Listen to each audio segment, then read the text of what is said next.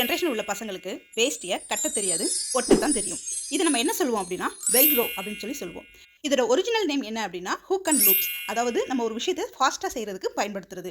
இந்த வெல்க்ரோவை இன்ட்ரடியூஸ் பண்ணது Charles D மேஸ்ட்ரல். இவர் தான் ஃபர்ஸ்ட் வெல்க்ரோவை இன்ட்ரடியூஸ் பண்ணாரு. வெல்க்ரோவுக்கு முன்னாடி சிப்பை அதிகமாக பயன்படுத்தினாங்க. இப்போ கூட ஃபாஸ்ட்டாக ஒரு விஷயத்தை செய்ய முடியும் அப்படின்னா அது இந்த வெல்க்ரோவால தான்.